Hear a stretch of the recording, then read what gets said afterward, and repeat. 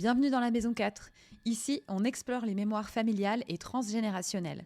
Mais on parle aussi d'astrologie, de pratiques corporelles et d'outils concrets pour mieux se connaître, prendre soin de soi et avancer plus sereinement dans sa vie. Je suis Stéphanie, thérapeute en transgénérationnel et formatrice, et je partage avec vous des clés, des pratiques et des réflexions issues de mon expérience pour vous aider à vous reconnecter à vous-même et à votre histoire familiale. Dans chaque épisode, je partage des histoires, des réflexions ou des pratiques simples à intégrer au quotidien pour transformer sa relation à soi, aux autres et à s'aligner.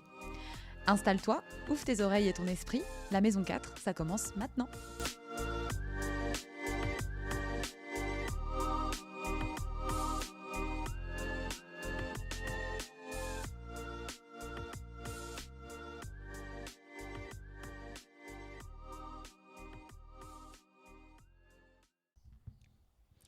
Bonjour et bienvenue dans ce nouvel épisode du podcast La Maison 4. Nous sommes le mercredi 8 avril et j'enregistre cet épisode avec un petit peu de retard. Alors généralement, j'ai pas d'avance sur mes épisodes de podcast parce qu'ils sont très spontanés et je les enregistre le mardi. Et puis hier, mardi, c'était une journée très très chargée, ce qui fait que je n'ai pas fait non plus ma vidéo du jour. Alors si vous me suivez sur Instagram, vous le savez peut-être, je fais un challenge en ce moment de 30 jours de vidéos. Et donc chaque jour, je poste une petite vidéo assez courte dans laquelle je partage ce qui me vient, ce qui m'inspire. Et hier, c'était le début, on va dire, des vacances scolaires, puisque j'étais pas chez moi au début des vacances. Donc on était avec ma fille toutes les deux. Et en fait, la journée est passée à une vitesse assez incroyable. Pour tout vous dire, en ce moment, on est aussi dans la fin des travaux. Alors, c'est pas nous qui faisons les travaux, mais on participe quand même à la fin des travaux de rénovation de l'espace Chrysalis. Donc, l'espace Chrysalis, c'est l'espace physique sur notre terrain, chez nous, à Bézenay dans l'Allier, qui va accueillir les espaces collectifs que je propose, qui accueillera aussi d'autres événements, manifestations éventuellement professionnelles. Donc avec mon conjoint, on a créé une association il y a quelques mois justement pour ça. Et après les travaux de rénovation de la maison dans laquelle on a emménagé en fin d'année 2025, on est dans les travaux et dans la dernière ligne droite là, des travaux de cet espace. Donc ça fait beaucoup de charge mentale, beaucoup d'anxiété aussi, je dois vous l'avouer. Pas mal de choses à penser, des petites finitions. Voilà, il y a des choses qu'on fait nous-mêmes, en tout cas certaines finitions. Donc, les journées sont bien remplies. En gros, voilà, pour vous donner un petit peu le contexte. Donc, ce podcast hier, je l'ai zappé. La vidéo d'hier, je l'ai zappé aussi. Mais c'est pas grave, j'étais au jour 18, donc je vais rajouter juste un jour pour arriver au bout de ce challenge parce que ça me tient à cœur. Et voilà, donc là il est 8h41 et je me suis dit que j'allais faire l'épisode maintenant. Il sera publié à 9h au lieu de 8h du matin. Je pense pas que ça va changer la face du monde. Bon, après cette introduction très longue, je voulais vous parler du sujet du jour qui est donc tu n'es pas obligé d'aimer tes parents. Je me pose la question, j'avoue, je suis un peu curieuse de savoir comment, déjà, comment vous avez réagi en écoutant, en lisant le titre de l'épisode du jour. T'es pas obligé d'aimer tes parents, parce que je crois que c'est une injonction quand même qui est assez présente. Et y a un amalgame en fait qui est fait entre le fait d'être en paix avec la relation avec nos parents et le fait de les aimer. Et puis il y a encore autre chose, un troisième niveau, on va dire, qui est le fait de garder des relations avec eux. Alors je crois qu'aujourd'hui, à peu près 9 thérapeutes sur 10 vont être d'accord avec ce que je vais dire, quel que soit le type de thérapie qu'on pratique, c'est que notre relation avec nos parents, elle affecte beaucoup de choses dans notre vie d'adulte, notre estime de soi, notre capacité à avoir des liens sains avec les autres, notre réussite professionnelle, notre rapport à l'argent aussi, et puis bien sûr d'autres dynamiques de vie, la relation avec nos conjoints, avec nos enfants, etc. D'ailleurs, peu importe qui vous allez voir, un psychologue, un constellateur ou autre, on vous pose souvent la question de comment ça se passe avec vos parents, quelle est votre relation avec vos parents, et puis de parler un petit peu de l'enfance aussi qu'on a pu avoir. Alors après, il y a différentes approches. Pour certains, ça va être la faute des parents. Je regardais encore la semaine dernière un compte Instagram qui charge, qui charge, c'est pas forcément le bon mot, mais en tout cas au premier abord, qui charge quand même les mères toxiques, les mères émotionnellement immatures, les mères infantiles, etc., etc. Et c'est vrai qu'il y a beaucoup de choses qui viennent de la relation avec notre mère, et c'est vrai qu'il y a des mères qui ne sont pas forcément de bonnes mères, entre guillemets. Mais moi, je ne crois pas que ce soit une solution de rejeter toute la faute sur nos parents, parce que même s'il y a des choses qu'on peut leur reprocher, évidemment, et ça c'est indéniable, et voilà, il y a des familles où il y a des choses un petit peu plus lourdes que d'autres concernant nos parents et la relation qu'on a eue avec eux. Donc ça, voilà, je le nie pas, je le mets pas de côté, et les constellations n'ont jamais nié qu'il pouvait y avoir des relations très très difficiles, très très souffrantes et de grosses blessures avec nos parents. Mais je ne crois pas que charger nos parents de tout ça, ce soit la solution. Parce que plus on va être dans le jugement aussi de nos parents, plus on va se couper. Se couper de quoi ? Se couper de la vie qu'ils nous ont transmise et qui circule à travers nous. Parce qu'il ne faut jamais oublier qu'on est 50% notre mère, 50% notre père. Qu'on le veuille ou non, qu'on les connaisse ou non, qu'ils aient été bons avec nous ou non, qu'ils nous aient fait du mal ou non, eh bien, c'est leur sang qui coule dans nos veines, en fait. Et je crois qu'il y a quand même quelque chose là-dedans qu'il faut simplement reconnaître. Ça ne veut pas dire, encore une fois, qu'on excuse tout ce qu'ils ont fait, ça ne veut pas dire qu'on les valorise, ça ne veut pas dire qu'on dit c'est des gens géniaux alors qu'ils nous ont fait du mal, mais je ne crois pas non plus que ce soit la solution de les mettre complètement à l'écart et de les juger complètement. Alors on peut être en paix avec eux sans les voir, on peut être en paix avec eux sans maintenir de lien, évidemment, si c'est ce qui est le plus juste pour nous aujourd'hui et pour notre famille. Donc il y a vraiment plusieurs niveaux, selon moi, dans ce que je partage ici et dans le lien qu'on va garder à nos parents. Par contre, ce que je peux observer, c'est que les formes de thérapie conventionnelles, elles vont se concentrer souvent sur les personnes ou sur les événements de notre passé, donc à blâmer, encore une fois, pour nos difficultés éventuelles. On va revenir dans des souvenirs, on va aller voir qui a été méchant dans l'histoire, et nous, on va se positionner finalement comme victime.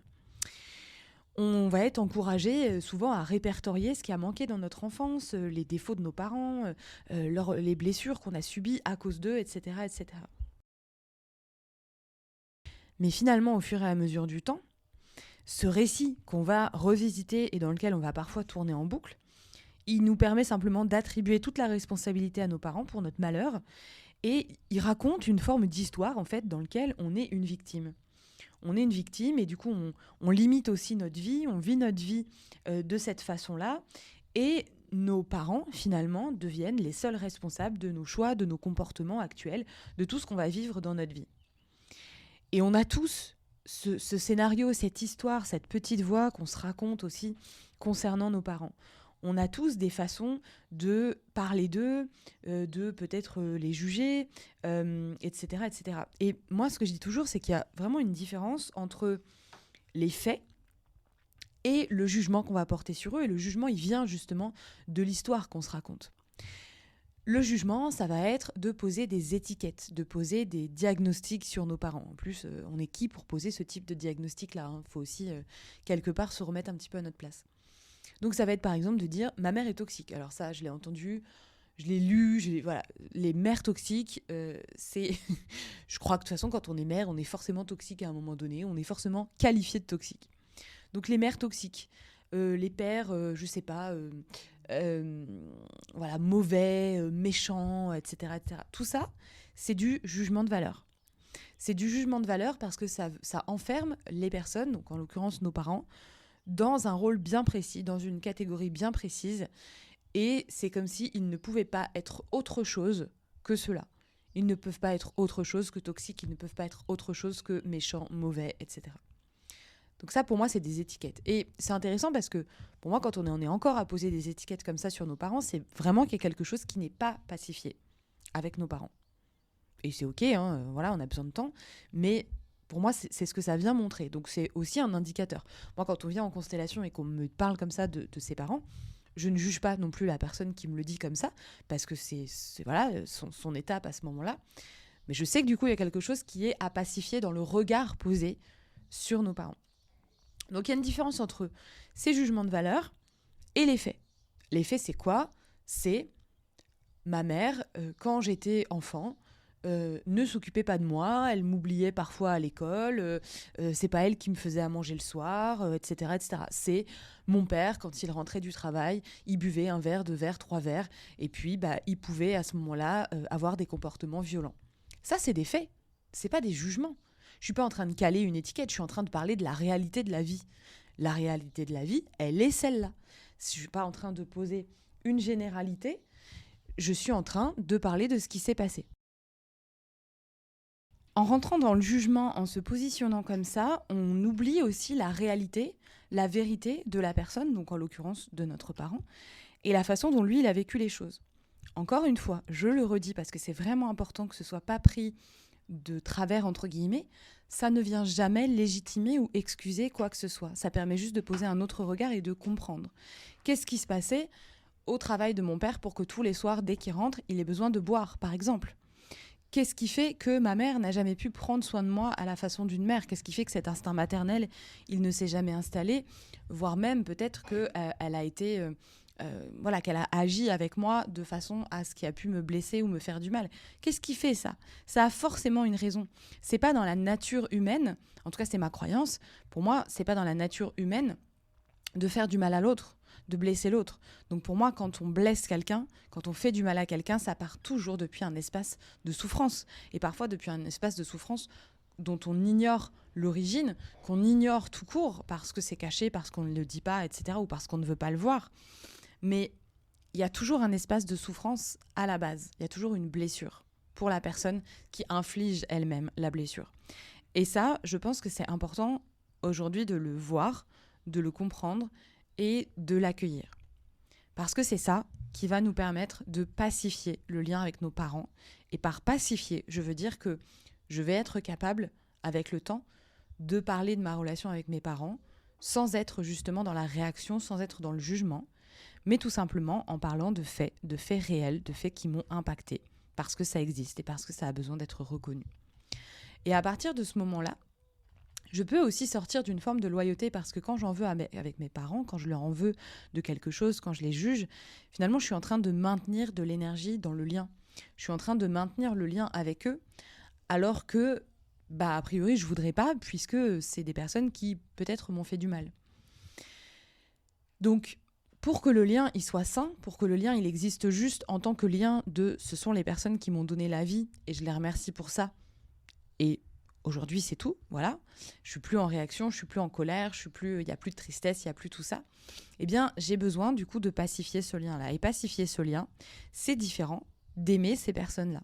Je peux ne pas éprouver d'amour au sens de l'amour qu'on va avoir pour des proches, pour notre famille de cœur, pour des personnes autour de nous, qui fait qu'on a envie de passer du temps avec elles, qu'on a envie de se confier, qu'on a envie de les voir, etc., etc. Je peux ne pas éprouver cet amour-là pour mes parents.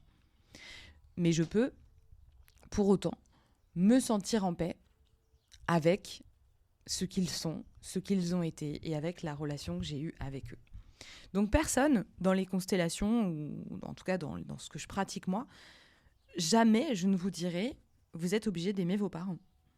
Jamais je vous dirai ça. Ça, c'est l'enfant à l'intérieur de nous qui pense qu'il est obligé d'être loyal et que même si ses parents lui ont fait du mal, et c'est ce qui se passe quand on est enfant, un enfant qui est maltraité, il continue d'aimer ses parents, il continue d'être loyal à ses parents parce qu'il est dépendant de ses parents pour survivre. En tant qu'adulte, on ne l'est plus. Donc on peut se permettre de prendre de la distance, on peut se permettre de voir les choses sous un autre angle et on peut se permettre de dire « Ok, je ne suis pas dans le jugement de mes parents, je les remercie parce que ce sont eux qui m'ont donné la vie, ça c'est quand même quelque chose de primordial. Pour autant, je ne les aime pas. Et pour autant, je n'ai pas envie de passer du temps avec eux et je n'ai pas envie de nourrir un lien avec eux, mais je sais qu'un lien existe, un lien indéfectible, un lien que personne ne peut effacer, qui est le lien de la vie, le fait que ce soit eux qui m'aient transmis la vie. Voilà. Et je crois que c'est ça, vraiment, le chemin. C'est de sortir du coup des scénarios qu'on se raconte et qui nous déresponsabilisent et reconnaître aussi que on vit dans le présent et que quand on vit dans le présent, on a besoin de laisser le passé de côté. Parce que quand on est dans le passé à ressasser aussi ces histoires par rapport à nos parents, on rejette le présent.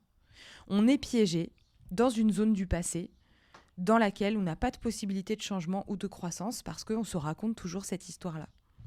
Donc je crois que c'est vraiment important et encore une fois, on ne le fait pas pour eux, mais on le fait pour nous. On le fait pour ne pas nous rejeter nous-mêmes, pour ne pas nous excluer nous-mêmes, puisque comme je vous le disais au début de cet épisode, et la boucle sera bouclée avec ça, nous sommes 50% notre mère, 50% notre père. Donc plus je vais juger et plus je vais rejeter mes parents pour ce qu'ils sont en disant ce ne sont pas mes parents, etc., plus je me rejette moi. En fait, je rejette une part de moi. Et je rejette aussi cette part de moi qui a choisi ces deux parents-là, qui a choisi cette incarnation-là, cette famille, cette histoire, ces parents. Donc, ne pas aimer nos parents, on a le droit, c'est notre droit. Mais on peut le faire en pacifiant cet espace, en pacifiant ce lien et en accueillant finalement nos parents tels qu'ils sont, puisque c'est de cette façon-là, une fois que c'est pacifié, qu'on peut s'accueillir nous-mêmes tels qu'on est et qu'on peut justement travailler tous les domaines dont je parlais au début de l'épisode, l'estime de soi, les relations avec les autres, le lien avec les autres, le domaine professionnel, financier, etc., etc.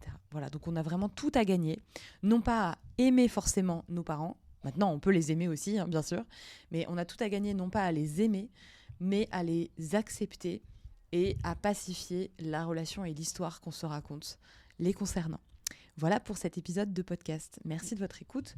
N'hésitez pas à réagir si ça vous amène des commentaires ou des questionnements, voire même si vous n'êtes pas du tout d'accord avec ce que je vous ai dit. Je ne cherche à convaincre personne, je propose simplement un autre regard. Et voilà, dites-moi si cet autre regard vous parle ou non.